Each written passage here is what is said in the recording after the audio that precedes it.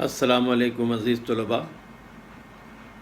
آج ہم چھٹی کلاس کا سبق نمبر 16 پڑھیں گے، جس کا عنوان ہے محنت کی برکت۔ تو چلیں ہم چلتے ہیں اسکرین کی جانب، تاکہ اسکرین پہ جا کے میں آپ کو یہ پورا سبق پڑھاؤں، اور آج ہم اس کی مشق بھی مکمل کریں گے۔ تو چلتے ہیں اسکرین کی جانب۔ عزیز طلباء، ہم اسکرین پہ آ گئے ہیں اور آج ہم چھٹی کلاس کا سبق نمبر 16 پڑھ رہے ہیں، جس کا عنوان ہے محنت کی برکات۔ تو چلیں شروع کرتے ہیں۔ تو پہلے تو یہ کہ آخر یہ مضمون آپ کے کورس میں کیوں شامل کیا گیا، تو اس کی مقاصد کیا ہیں؟ بچوں کو محنت کے معنی و مفہوم سے آگاہ کرنا۔ نمبر 2، بچوں کو محنت کی اہمیت اور افادیت سے متعارف کرانا۔ افادیت کہتے ہیں فائدے کو۔ نمبر 3، بچوں کو بتانا کہ اسلام نے محنت پر بہت زور دیا ہے۔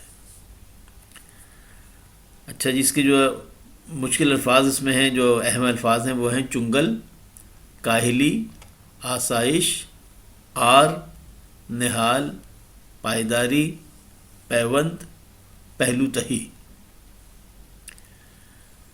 دنیا میں ہر کام کے لیے حرکت، طاقت اور قوت کی ضرورت ہوتی ہے، اور کام کی انجام دہی محنت کہلاتی ہے۔ دنیا کی تمام تر خوبصورتی پائیداری، محنت اور مشقت ہی کی بدولت ہے۔ محنت اس کائنات کا ایک ایسا اصول ہے جس پر عمل کی بنیاد پر انسان کو زندگی کے ہر شعبے میں ثمرات میسر آتے ہیں۔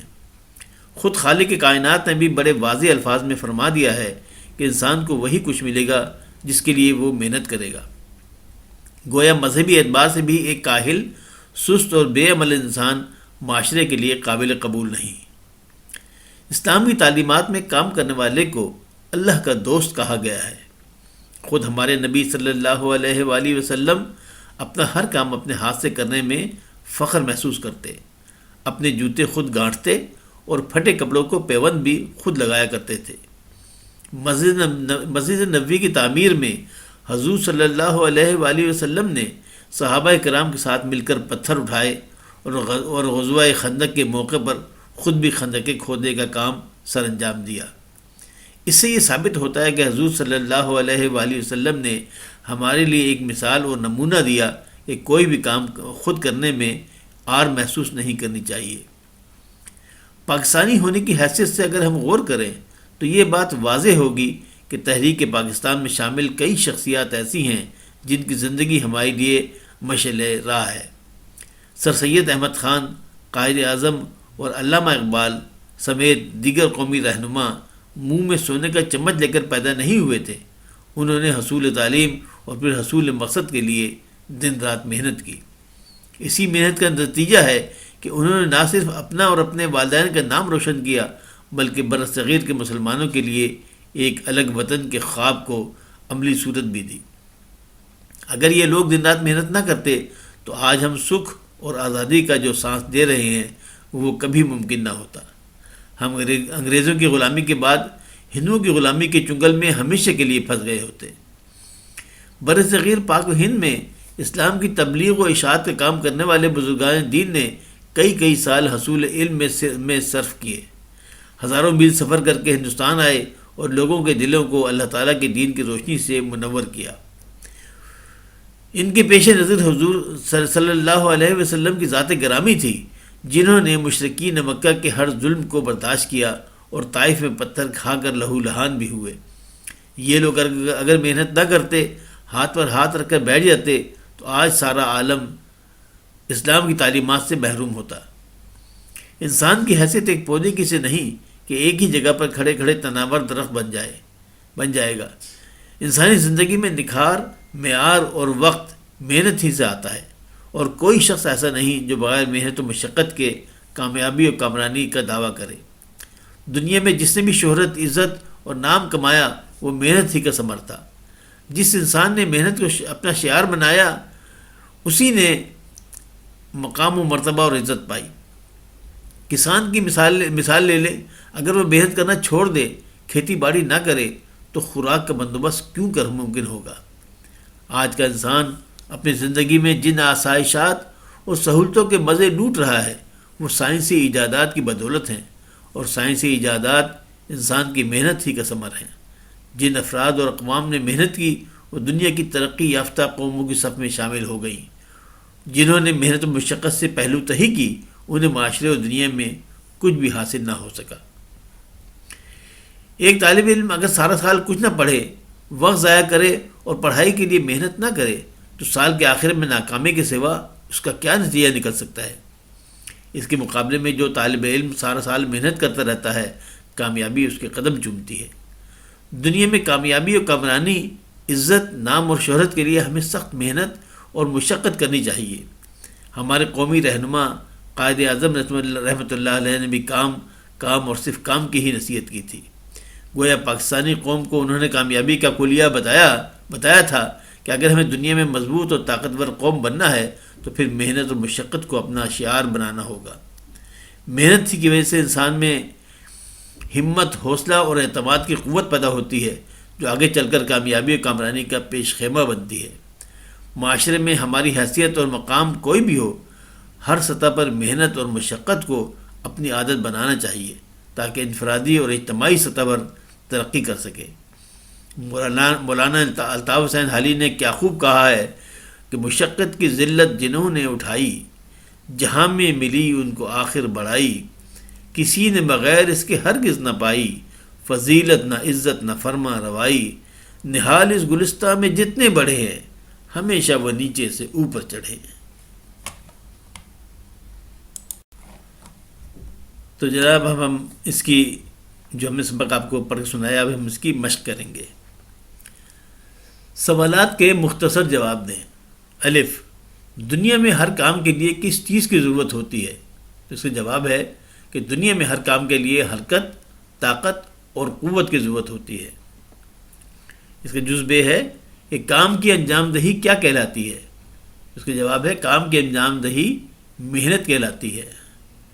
جیم، کیا انسان مذہبی اعتبار سے بھی قابل قبول نہیں؟ تو جواب، کاہل، سست و بے عمل انسان مذہبی اعتبار سے بھی قابل قبول نہیں۔ جیم یہ تھا کہ کیسا انسان مذہبی اعتبار سے بھی قابل قبول نہیں؟ تو جواب تھا کہ کاہل، سست و بے عمل انسان مذہبی اعتبار سے بھی قابل قبول نہیں۔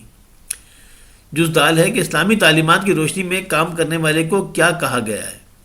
اس کا جواب ہے کہ اسلامی تعلیمات کی روشنی میں کام کرنے والے کو اللہ کا دوست کہا گیا ہے۔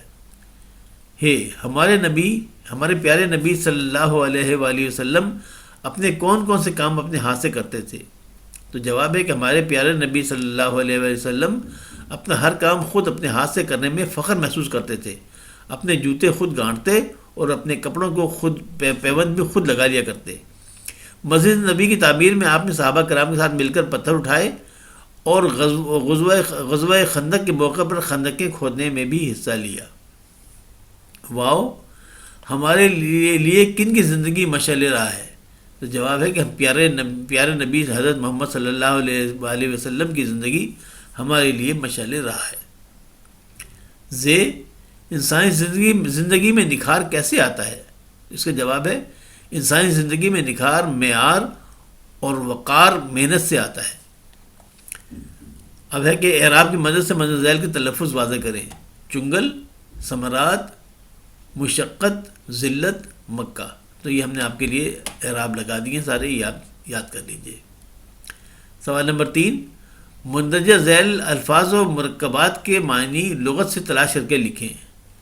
تو الفاظ کیا ہیں؟ مشعل راہ، پیش نظر، ثمرات، آر، نہال۔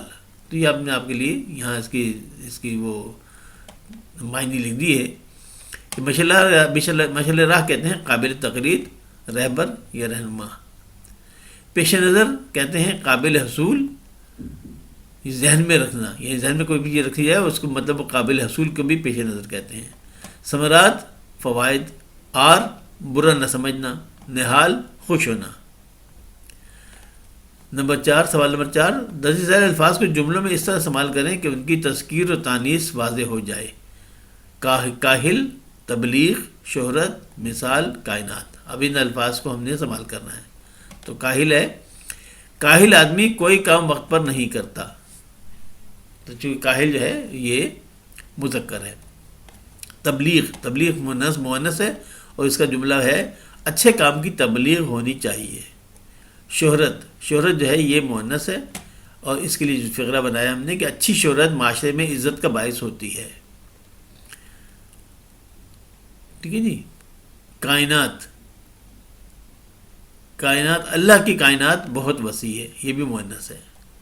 سوال نمبر 5، اس سبق میں 5 اس میں نکرہ تلاش کر کے لکھیں. تو جواب ہے اس کا خندق، چمچ، پتھر، مشل، پودا، یہ سب اس میں نکرہ ہیں.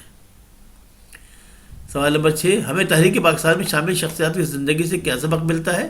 تو جواب ہے کہ ہمیں تحریک پاکستان میں شامل شخصیات کی زندگی سے یہ سبق ملتا ہے کہ زندگی کے ہر شعبے میں محنت کے بغیر ہم کوئی مقصد حاصل نہیں کر سکتے.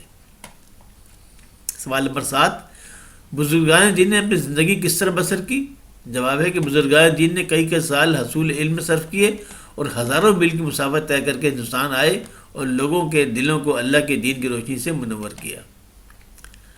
اب 8واں سوال ہے کہ سبق محنت کی برکات کو پیش نظر رکھتے ہوئے درست جواب کی نشاندہی ٹک کے نشان سے کریں. الف ہے کہ انسان کو وہی کچھ ملے گا جس کے لیے وہ کوشش کرے گا، ہمت کرے گا، محنت کرے گا یا عمل کرے گا. تو صحیح جواب ہے محنت کرے گا. ب، اسلام میں محنت کرنے والے کو اللہ کا کیا کہا گیا ہے؟ دوست، حبیب، بندہ یا مقرب؟ تو جواب ہے دوست. ج، ہمارے نبی صلی اللہ علیہ وآلہ وسلم چھوٹے سے چھوٹا کام خود کرنے میں کیا محسوس کرتے تھے؟ راحت، عزت، ناز یا فخر؟ تو صحیح جواب ہے فخر. دال، ہمارے دیگر قومی رہنما کیا لے کے پیدا نہیں ہوئے تھے؟ ہاتھ میں سونے کی پلیٹ، منہ میں سونے کا چمچ، منہ میں سونے کا نوالا یا جسم پر سونے کا لباس؟ تو صحیح جواب ہے منہ میں سونے کا چمچ. یہ اصل محاورہ ہے، منہ میں سونے کے چمچ لے کے پیدا ہونا یہ ایک محاورہ ہے. مضبوط اور طاقتور قوم بننے کے لیے ہمیں محنت اور مشقت کو کیا بنانا ہوگا؟ معیار، شعار، مشغلہ یا اصول؟ تو صحیح جواب ہے شعار. واو، کامیابی محنتی طالب علم کے قدم بڑھاتی ہے، قدم اٹھاتی ہے، قدم چھوتی ہے یا قدم چومتی ہے؟ تو صحیح جواب ہے قدم چومتی ہے. سوال نمبر 9، درج ذیل الفاظ کی جمع لکھیں. عیب، مثال، ثمر، آسائش، فرد؟ تو عیب کی جمع ہے عیوب، مثال کی جمع ہے امثال، ثمر کی جمع ہے ثمرات، آسائش کی جمع ہے آسائشیں اور فرد کی جمع ہے افراد. مدذیل الفاظ کے متضاد لکھیں. حرکت، طاقت، پائیداری، خالق، شہرت؟ حرکت کے کا متضاد ہے سکوت، ضد اس کی. حرکت کی ضد کیا ہے؟ سکوت. طاقت کی ضد کیا ہے؟ کمزوری. پائیداری کی ضد کیا ہے؟ ناپائیداری. خالق کی ضد کیا ہے؟ مخلوق. شہرت کی ضد کیا ہے؟ گمنامی. اور سبق محنت کی برکات کا خلاصہ اپنے الفاظ میں لکھیں. تو اس کا الفاظ میں جو خلاصہ ہے وہ سے ایک لائن کا ہے کہ سبق محنت کی برکات کا خلاصہ یہ ہے کہ دنیا میں کسی بھی کام میں کامیابی بغیر محنت کے حاصل نہیں ہوتی. محنت کے بارے میں مولانا حالی کا اشعار اپنی کاپی میں خوشخط لکھیں، ان کا مفہوم بھی تحریر کریں. تو یہ ہم نے آپ کے لیے لکھ دی ہے کہ مشقت کی ذلت جنہوں نے اٹھائی، جہاں میں ملی ان کو آخر بڑھائی، کسی نے بغیر اس کے ہرگز نہ پائی، فضیلت نہ عزت نہ فرما روائی، نہال اس گلستان میں جتنے بڑے ہیں، ہمیشہ وہ نیچے سے اوپر چڑھے ہیں. اور ان اشعار کا مفہوم یہ ہے کہ بغیر محنت کے کسی کام میں کامیابی کا حصول ناممکن ہے. اب کالم نمبر 13 ہے کہ کالم الف میں دیے گئے الفاظ کو کالم ب کے متعلقہ الفاظ سے ملائیں. تو ہم یہ ملا دیا آپ کا ثمرات جو ہے وہ اس کو ملا دیا نتیجہ سے، کاہل کو ملا دیا سست سے، مثال کو ملا دیا نمونہ سے، غلامی کو ملا دیا چنگل سے. حروف فجائیہ، وہ خاص الفاظ جو جوش یا جذبات کی شدت میں بے ساختہ زبان سے ادا ہوتے ہیں انہیں حروف فجائیہ کہا جاتا ہے. مختلف جذبات اور تاثرات کے لیے الگ الگ الفاظ ادا کیے جاتے ہیں. مثلا ایسے یہ الفاظ وہ ہوتے ہیں جو بے ساختہ انسان کے منہ سے نکلتے ہیں. الف، پکاریں بلانے کے لیے ارے، اے، اجی، ابے، او، یہ الفاظ استعمال ہوتے ہیں. خوشی کے اظہار کے لیے کیا کہا جاتا ہے؟ آہا ہا، واہ واہ، سبحان اللہ، ماشاء اللہ. جی، افسوس کے لیے کیا الفاظ استعمال کیے جاتے ہیں؟ ہائے ہائے، وائے، افسوس، حیف، آہ، اف. اس سے افسوس کا اظہار ہوتا ہے. حیرت کے لیے الفاظ جو استعمال ہوتے ہیں وہ کیا ہے؟ سبحان اللہ، اف، اللہ اللہ، یہ حیرت کے لیے استعمال ہوتے ہیں. نفرت کے لیے کیا استعمال ہوتے ہیں؟ در در، تف، تھو، استغفر اللہ، معاذ اللہ، چھی، لا حول ولا قوت۔ تحسین و آفرین کے لیے کیا استعمال ہوتا ہے؟ شاباش، واہ واہ، ماشاء اللہ، جزاک اللہ، چشم بدور۔ تو جناب اس طرح یہ آپ کا سبق آج یہاں پہ مکمل ہو گیا۔ عزیز طلباء، آج یہ چھٹی کلاس کا سبق نمبر 16 مکمل ہو گیا۔ ہم نے یہ سبق پڑھ بھی لیا اور میں آپ کو اس کی جو مشق ہے وہ بھی کرا دی گئی ہے۔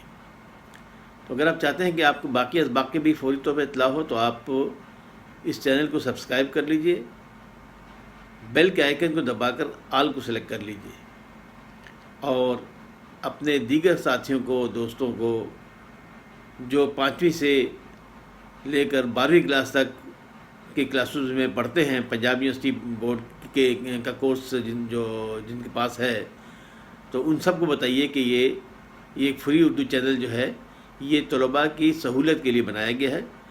تو وہ آپ سب کو بتائیے تاکہ سب لوگ اس سے استفادہ حاصل کر کے اور امتحانات میں بہتر گریڈ حاصل کر سکیں۔